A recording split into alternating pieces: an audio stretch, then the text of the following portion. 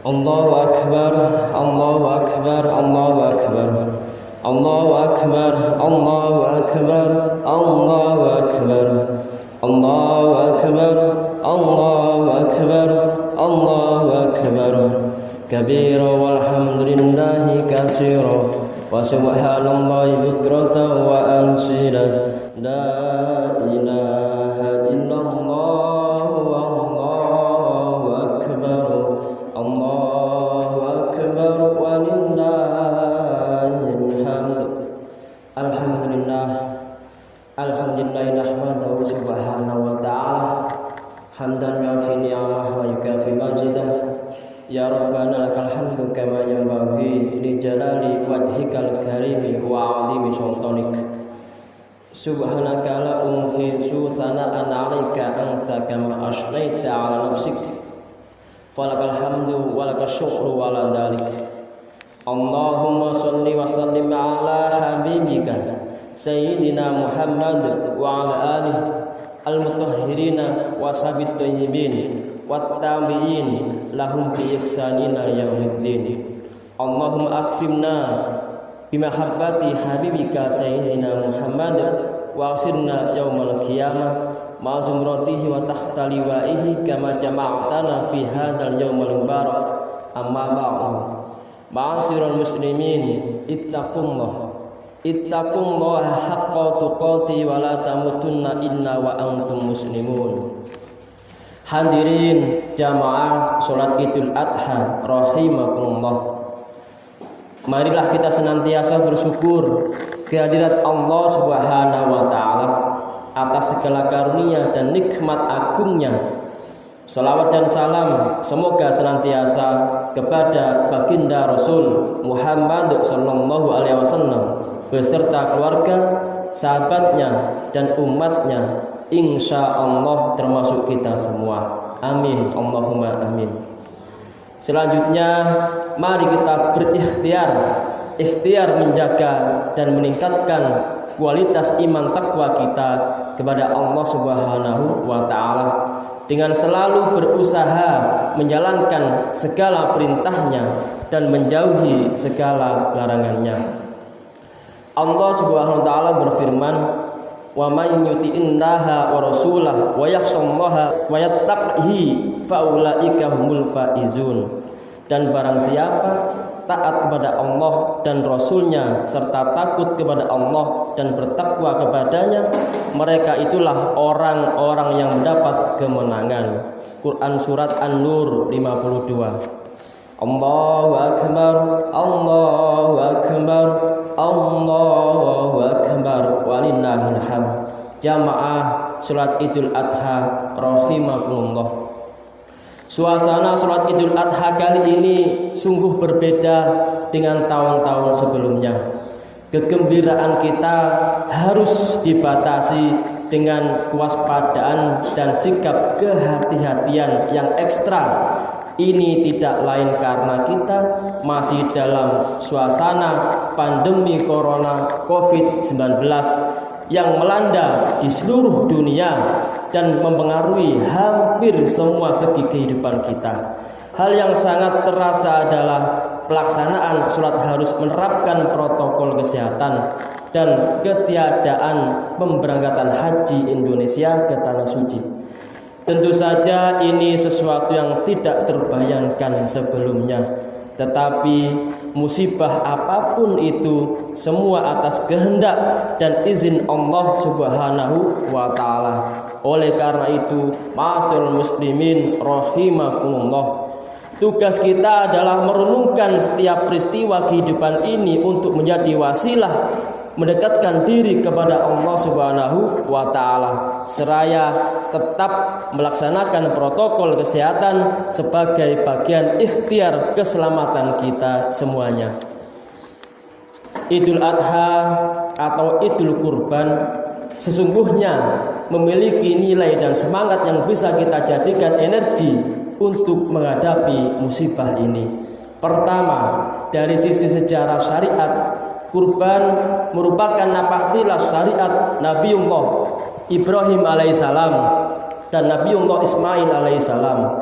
yang mengajarkan tentang nilai-nilai ketaatan yang total dan keikhlasan yang tulus.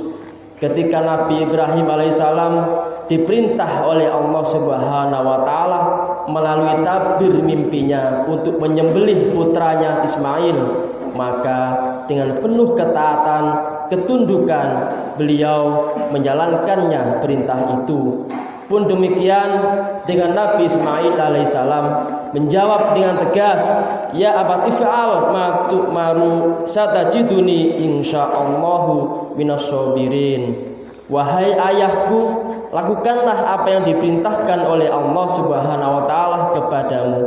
Insyaallah engkau akan mendapatiku termasuk orang yang sabar. Quran surat As-Saffat 102. Inilah tauladan bagi ujian hidup, harus dihadapi dengan penggabungan antara ikhtiar lahir dan batin dengan dilandasi ketundukan kepada Allah Subhanahu wa taala dan dilandasi dengan keikhlasan dalam menjalankan segala perintahnya. Allahu akbar, Allahu akbar, Allahu akbar, walillahil hamd. Jamaah kaum muslimin wal muslimat rahimakumullah. Yang kedua, Idul Kurban juga mengajarkan bagaimana pelaksanaan ibadah selayaknya dilandasi rasa syukur kepada Allah Subhanahu wa taala. Dalam Al-Qur'an sudah disebutkan, inna a'tainakal kautsar fasalli lirabbika wanhar inna syani'aka huwal abtar. Sungguh kami telah memberimu Muhammad nikmat yang banyak, maka laksanakanlah sholat karena Tuhanmu dan berkurbanlah sebagai ibadah dan mendekatkan diri kepada Allah Subhanahu wa taala. Sungguh orang-orang yang membencimu adalah yang terputus dari rahmat Allah Subhanahu wa taala. Quran surat Al-Kautsar ayat 1 sampai 3. Ayat tersebut dengan sahih menerangkan antara keterkaitan syukur dengan ibadah. Tatkala Allah Subhanahu wa taala menjelaskan tentang kenikmatan yang banyak lalu diperintahkan untuk ibadah. Ini menunjukkan bahwa selayaknya ibadah-ibadah kita dilambari dengan rasa syukur kepada Allah Subhanahu wa taala atas segala nikmat yang selalu dianugerahkan kepada kita. Allah Subhanahu wa taala berfirman, wa in ta'uddu nikmatallahi la tuhsuha innallaha laghafurur rahim. Dan jika kamu menghitung nikmat Allah, niscaya kamu tidak akan mampu menghitungnya. Sungguh Allah benar-benar Maha Pengampun, Maha Penyayang. Quran surat An-Nahl 18. Dari sini kita seharusnya menjadikan setiap aktivitas kita bernilai ibadah sebagai wujud pengabdian dan rasa syukur kita kepada Allah Subhanahu wa taala. Apapun keadaannya, karena sesungguhnya di balik musibah pun nikmat Allah tetaplah banyak dan agung. Allahu akbar, Allahu akbar, Allahu akbar, walillahil hamd. Jamaah kaum muslimin wal muslimat rahimakumullah. Yang ketiga, nilai kemanusiaan juga tampak dalam perintah menyembelih hewan kurban dan diperintahkan untuk membaginya kepada fakir, miskin dan sesama. Betapa indahnya ajaran baginda Rasul Muhammad SAW tentang kepedulian sosial melalui pembagian daging hewan kurban. Sahibul kurban dilarang mengambil daging hewan kurban melebihi sepertiga. Ini memberikan gambaran bahwa berbagi kepada sesama merupakan hal penting yang ingin disampaikan baginda Rasul Muhammad SAW melalui risalah kurban. Kebahagiaan tidak boleh dimonopoli sendiri, tetapi haruslah dirasakan sesamanya. Bahkan Imam Al-Ghazali telah menjelaskan bahwa etika orang kaya, aghnia, adalah memiliki empati dan kasih sayang kepada kaum fakir, membantunya dalam kebaikan dan tetap menjaga keistiqomahan untuk bersyukur. Hadirin jamaah salat Idul Adha rahimakumullah.